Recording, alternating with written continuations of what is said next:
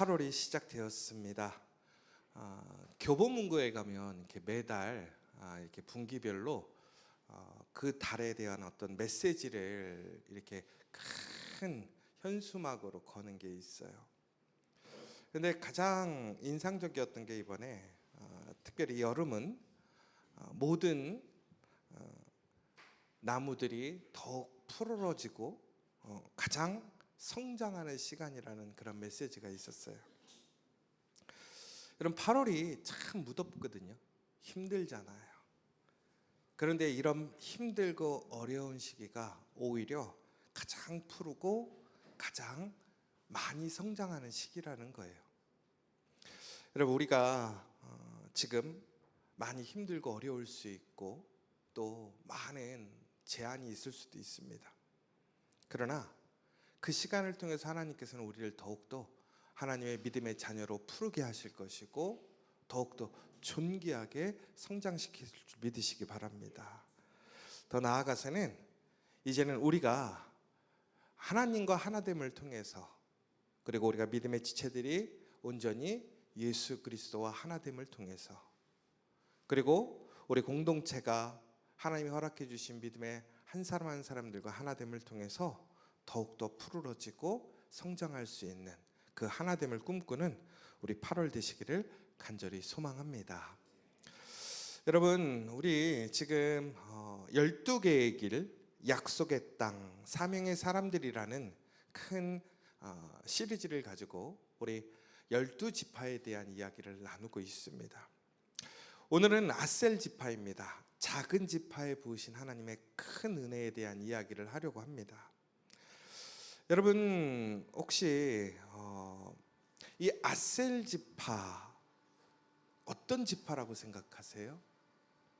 여러분들 아셀 지파에 대해서는 잘 들어보지 못하셨을 것 같아요. 아셀 지파라고 하면 성경에도 그렇게 많이 언급되지 않는 지파입니다. 여러분, 유다 지파처럼 왕이 나온 것도 아니고 레위처럼 제사장도 아니고 어찌 보면 그저 변방의 아주 작은 지파였습니다. 우리가 흔히 그 기업의 크기가 하나님께 얼마나 큰 은혜와 복을 받았는지를 우리는 평가합니다. 그런데 아셀은 상당히 작은 지파였지만 그럼에도 불구하고 하나님의 넘치는 풍요와 복을 받았더라는 것입니다. 여러분, 그러면 어떻게 이렇게 작은 지파가 이스라엘 중에서 가장 큰 복과 풍성함을 받았을까? 오늘 우리는 말씀을 통해서 그 내용을 좀 같이 함께 살펴보면 좋을 것 같습니다. 오늘 말씀, 특별히 신명기의 말씀 보면 이렇게 나옵니다. 아셀은 아들 중에서 더 복을 받으며 그의 형제에게 기쁨이 된다. 발이 기름에 잠길 만큼 복이 주어진다. 여러분, 우리는 이 본문의 내용을 통해서 어떻게 이러한 축복을 받았고 더 나아가서는 아셀이 어떻게 그 은혜를 감당했는지를 오늘 이 시간 우리가 함께 깊이 묵상했으면 좋겠습니다. 재미있는 사실은 이 아셀 지파의 이러한 예언과 축복이 현실적으로 조금은 다른 모양이지만 증명되었던 것이 있었습니다. 그게 1948년에 이스라엘이 다시 재건되어 건국되었습니다. 그런데 이스라엘 주변에는 수많은 중동 국가들이 석유를 시추해서 상당한 많은 부를 축적하고 있었죠. 그런데 이스라엘은 한 방울의 석유도 나오지 않았습니다. 그래서 한동안 상당히 많은 어려움을 경험했습니다. 왜 그러냐면 중동의 많은 국가들과 적대적인 관계 속에서 에너지를 조달하기가 쉽지 않았고 상당히 많은 비싼 비용을 지불해야 했습니다. 특별히 나라가 새롭게 세워졌을 때 그 나라의 형편이 지금과 같지는 않았습니다. 그런데 그 이스라엘 사람들, 특히 유대인들 중에, 유대인들은 대부분 외부의 많은 나라에 흩어져 있다가 이스라엘로 돌아온 사람들이었죠. 그 중에 러시아 출신 지질학자가 한 사람이 있었습니다. 그러니까 오늘 이 본문을 읽은 거예요. 아셀에 대한 내용을 읽은 것이죠. 신명기 33장 24절에 이렇게 나오잖아요. 그의 발이 기름에 잠길지로다. 핵심적으로 본문의 내용은 그 기름에 대한 부분이 우리가 흔히 생각하는 석유를 얘기하는 것은 아닙니다. 그런데 이 지질학자는 그럼에도 불구하고 그 중동의 주변에는 수많은 나라들이 석유가 나오고 그 기름이 넘쳐나는데 왜 이스라엘에는 석유가 나오지 않을까? 이게 과학적이면서도 되게 믿음적인 신앙적인 접근을 했던 거죠. 그런데 이 아셀 지파의 본문을 통해서 그가 이런 생각을 했어요. 하나님은 왜 아셀에게 이런 약속을 하셨을까? 혹시 아셀 지파 땅에 기름이 나오지 않을까? 여러분 어떻게 생각하세요? 이게 어찌 보면 성경을 우리가 자의적으로 해석한 것일 수도 있어요. 그런데 이 지질학자는 이 말씀 가운데 이스라엘에도 특별히 아셀이 속해 있는 땅에 석유가 있을 거라고 믿은 거예요. 그리고 회사를 차리고 20년 동안 석유를 팠어요. 그런데 2004년 석유가 발견됐어요. 어디에서? 아셀 지파의 땅에서. 그 규모가 2,500억 달러 상당히 이른다고 합니다. 전 세계가 깜짝 놀랐어요. 그러면서 이스라엘이 보물 위에 앉았다고 전 세계의 뉴스가 이 사실을 알렸고 우리나라 기사에도 나와 있어. 제가 검색해 봤더니 나오더라고요. 이것이 놀랍게도 모세 예언처럼 그들의 발에 기름이 넘쳐 흐르게 된 거예요. 분명히 이 해석은 어찌 보면 다를 수 있어요. 그런데 놀라운 것은 하나님의 약속이라는 것은 축복은 어떤 모양으로든 채워지고 이루어지더라는 거예요. 그것을 믿고 의지하고 찾아가는 자들에게는 하나님께서 놀랍게도 그 약속을 이루시고 계시더라는 사실인 것이죠. 여러분 그렇다면 오늘 우리는 다시 한번 좀 깊이 생각해야 될 것은 오늘 우리는 단순히 이 기름 부음이라는 것이 물질의 축복을 얘기하는 것은 아닙니다. 그러면 왜 하나님께서는 아셀 지파에게 이런 복을 주셨을까? 넘치는 기름의 복을 주셨을까? 그리고 그 아셀 지파는 그 복을 통해서 어떻게 행했고 또 그것은 우리에게 주는 영적 교훈은 무엇인지 우리가 함께 이제부터 나눠보려고 합니다. 여러분 성경에서는 아셀 지파가 상당히 많은 축복을 받은 것에 대한 이야기가 나오고 있습니다. 특별히 창세기 49장 20절에 보면 이렇게 나오죠. 아셀은 양식이 넉넉하여 임금에게 진미를 올리리라. 그리고 신명기 저희가 읽었던 내용에서도 뭐라고 되어 있냐면 아셀은 아들 중에서 더 복을 받으며 그러니까 이스라엘 지파 가운데서 가장 큰 복을 받겠다라는 거예요. 그리고 그의 형제들에게 기쁨이 되며 그의 발이 기름에 잠길지로다. 내 문밑장은 철과 놋이 될 것이며 내가 사는 날을 따라서 능력이 있으리로다. 결론은 무슨 얘기냐? 죽을 때까지 능력이 끊어지지 않고 풍성함이 이어지고 안전한 지파가 될 것이라는 거예요. 얼마나 큰 축복입니까? 여러분 특별히 이 복들을 다시 한번 천천히 살펴보면 그들은 풍요와 번영의 복을 받게 되었습니다. 그래서 그들의 지도를 보면 그들은 갈멜살 북존에서 레바논에 이르는 기름진 해안 지역에 위치합니다. 그리고 그들은 그곳을 통해서 수많은 유익을 얻게 됩니다. 그리고 그 땅은 놀랍게도 기름진 복을 받은 땅이었습니다. 그곳에는 놀라운 풍성한 곡식과 기름을 생산해서 왕의 직미를 상납하는 곳이 되었다라는 거예요. 그러니까 놀라운 것은 단순히 그런 풍요로움에 그치지 않고 솔로몬 시대에는 이 아셀 지파가 바로 왕실의 식량 공급 창고의 역할을 합니다. 그러니까 그 정도로 이 아셀의 땅이 풍요로웠고 기름졌고 많은 생산을 해낼 수 있는 지역이었다라는 것이죠. 그래서 한마디로 아셀은 이스라엘의 대표적인 물질적인 풍요의 대표주자였다라는 거예요. 더 나아가서 기름 부음과 풍요의 상징이 되었다라는 것입니다. 여러분, 발에 발목까지 기름이 푹 잠긴다라는 얘기냐면 모든 것이 다 풍성하게 흘러 넘치더라는 거예요. 여러분, 홍수가 나면 물이 막 넘쳐 흐르면 온 지역이 잠겨버리잖아요. 그것처럼 하나님의 복이 그저 지역적으로 있는 것이 아니라 모든 지역에, 아셀 지역에 차고 넘쳐서 무릎까지 차고 넘친다라는 거예요. 여러분, 그런데 이 기름은 결론적으로 어떤 기름을 얘기하는 거냐면 올리브를 얘기하고 있어요. 올리브 기름을 얘기하고 있단 말이에요. 그러면 그 시대의 이 올리브는 그냥 올리브가 아니란 말이에요. 가장 존귀하고 귀한, 그리고 왕의 식탁에 올라갈 음식이었다라는 것이지요. 더 나아가서는 조금 다른 얘기긴 하지만 그곳에서 석유까지 발견되는 놀라운 모습을 보게 돼요.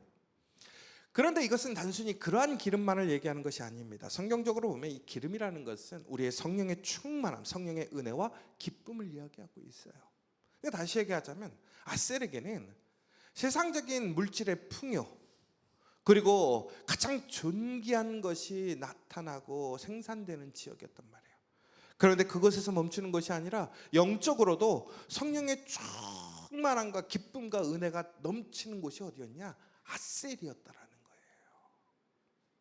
더 나아가서 그들의 복은 단순히 그들에게만 머무르는 것이 아니라 그의 형제들에게 기쁨이 된다라는 거예요. 여러분, 형제들 중에 잘 살고 돈 많이 버는 사람이 있으면 집안이 일어난다 그래요. 근데 혼자 이기적으로 살면 아무 유익이 없겠죠. 그런데 여러분 생각해 보세요. 우리 가족 중에 누군가가 성공했어. 혹은 우리의 새 식구가 들어왔는데 그 사람이 성공해서 그 사람을 통해서 얼마나 우리 가정이 복을 받는지 몰라. 그리고 항상 공급해주고 챙겨주고 도와주는 사람이 있다고 생각해 보세요. 얼마나 좋겠어요. 여러분, 가족 중에 그 사람 싫어할 사람이 있을까요? 아주 존귀하게 여길 거예요. 귀하게 여길 거란 말이에요. 교회에서도 그러지 않아요? 누군가가 헌신하고 봉사하고 열심히 일해서 교회에 힘이 되고 능력이 되면 얼마나 기뻐하고 그 사람을 존중하고 존경합니까?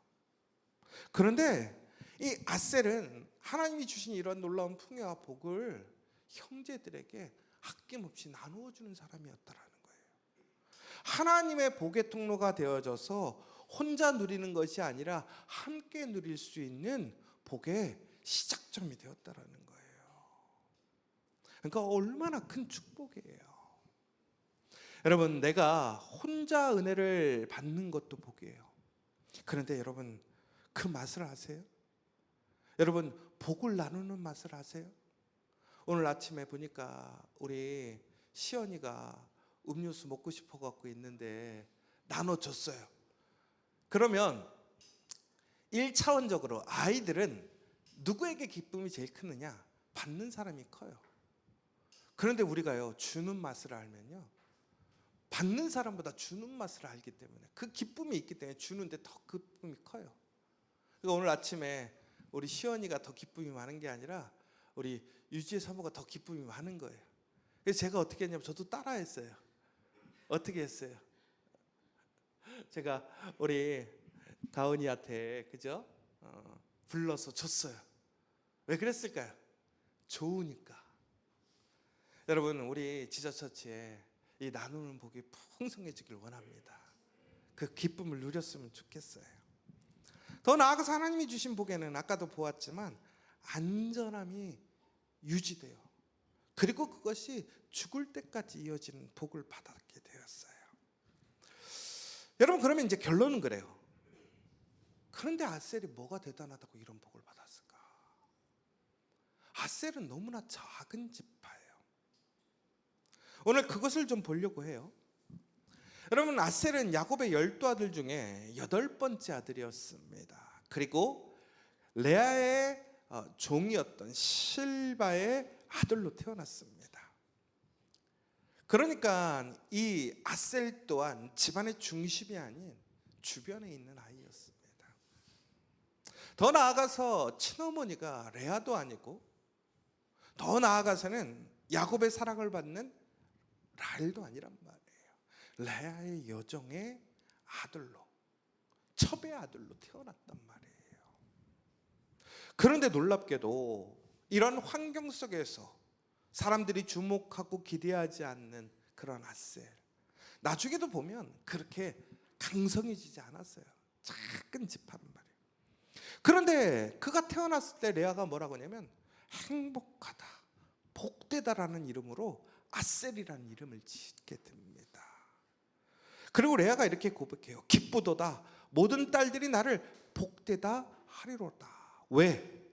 아셀 때문에. 그래서 아셀의 뜻이 복된 자예요. 여러분, 참 놀라운 것이 아셀은 너무나 작은 집하고 주목받지 못하는 사람이에요. 그런데 태어날 때부터 복된 자라는 이름을 얻었어요. 우리의 복은 크기에 달려있지 않음을 기억하시기 바랍니다. 하나님이 우리를 복되게 하시면 그 사람이 복됨을 기억하시기 바랍니다. 여러분, 아셀 지파의 히스토리를 보면 그들에게는 위대한 영웅이나 선지자가 나오지 않았습니다. 그저 매우 조용한 지파이고 있는 듯 없는 듯 보이는 지파입니다. 그런데 하나님은 그 지파를 잊지 않으셨어요. 복되게 하셨다라는 거예요. 유명하지 않지만 그들을 복되게 하셨어요. 여러분, 하나님의 복을 사모하십시오. 하나님이 여러분을 아셀과 같이 축복하실 줄 믿습니다. 여러분, 여기서 우리가 기억해야 될 거, 하나님은 작고 낮은 자를 통해 영광 받으시기를 기뻐하시더라는 거예요. 잘난 사람, 성공하는 사람, 부유한 사람을 통해 영광 받으시는 걸 기뻐하시지 않고 오히려 무명의 사람, 평범한 사람, 실패의 사람들, 작고 부잘것없지만 하나님이 선택하신 자들을 통해 하나님의 영광 받기를 기뻐하시더라는 거예요. 그 증거가 다윗 아닙니까? 여러분, 신약에 보면 우리 제자들이 그렇지 않습니까? 특별하지 않았어요. 주목받지 못했어요. 기대받지 못했고 능력을 증명하지 못했죠.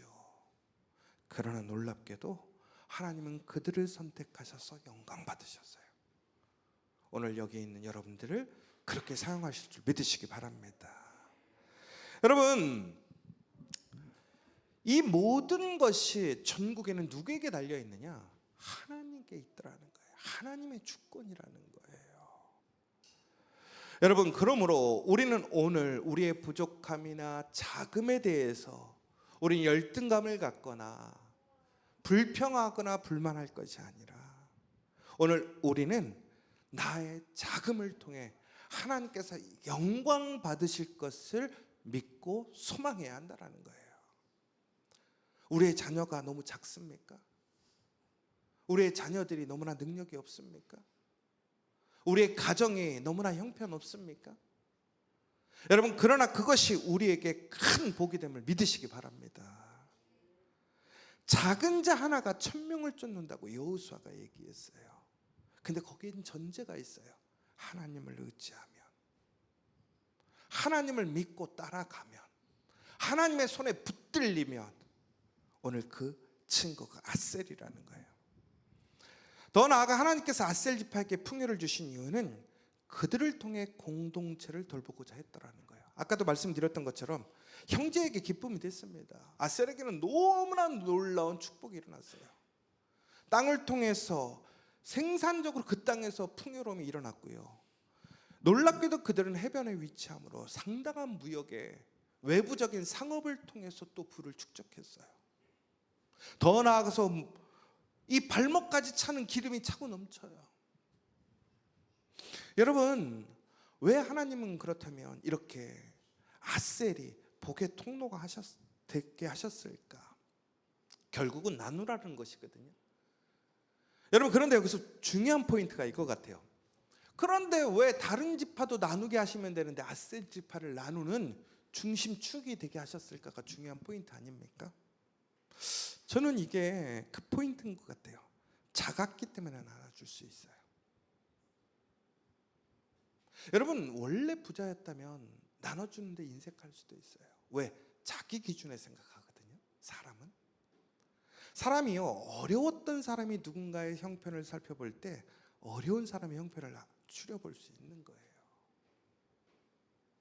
여러분, 다시 얘기하자면 어려운 가운데 내가 나눌 수 있을 때 그 나눔의 복이 더 큰 복으로 이어지는 거예요. 여러분, 우리는 지금 상당히 어렵습니다. 경제적으로 어렵고 재정적으로 어렵죠. 그러나 여러분, 오늘 하나님이 기뻐하시는 건 뭐냐면 오늘 우리의 자금을 통해, 어려움을 통해 우리의 형제들, 하나님의 지체들, 교회를 섬기고 나누기를 기뻐하시더라는 거예요. 그것의 증거가 되게 하시는 거예요. 그런데 우리는 가끔 그 얘기 하잖아요. 하나님, 나는 이렇게 부족한데도 나는 나눠야 돼요. 나는 나누면 이제 굶어 죽게 되는데요. 여기에 놀라운 비밀이 있어요. 하나님은 그 작은 사람들의 그 땅이 메마르지 않게 풍성하게 채우고 채워서 기름이 발목까지 차게 하시더라는 거예요. 오늘 여러분들에게 그 은혜가 있기를 원합니다. 세 번째로는 하나님의 은혜는 조건 없이 주어진다라는 것입니다. 여러분, 하나님이 아셀을 선택하시고 아셀에게 복을 주셨던 것은 아셀의 기준에 적합했기 때문에 아니에요. 아셀의 어떤 무엇인가의 업적 때문이 아니란 말이에요. 아셀은 우리가 기대할 만한 것이 없어요. 볼 만한 게 없단 말이에요. 그런데 주권적으로, 일방적으로 하나님의 은혜를 주셨다라는 것, 이것이 우리에게 소망이 되는 거예요. 나 같은 사람에게, 우리 같은 가정에, 우리 같은 교회에 하나님의 은혜가 있겠는가? 아니에요. 하나님의 은혜는 그 모든 조건, 상황, 기준을, 세상의 기준을 뛰어넘더라는 거예요. 하나님께서 원하시고 하나님이 사용하시면 작은 자를 통해 가장 큰 복을 받게 하심을 기억하시기 바랍니다. 특별히 거기에는 바로 작은 일에 신실한 자들의 들어쓰심을 보여주고 계셔요. 여러분, 우리는 복에 걸맞는 삶을 살아야 돼요. 그 복에 걸맞는 삶이라는 것은 뭘까요? 바로 하나님 앞에 신실하게 살아가야 한다는 것입니다. 여러분, 근데 아셀은요, 하나님 앞에 신실한 면을 보여주기도 했었고 그렇지 못한 면도 보여주게 됩니다.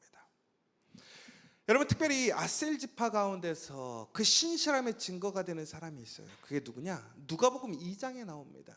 누구냐? 바로 여선지자 안나입니다. 안나가 누구냐?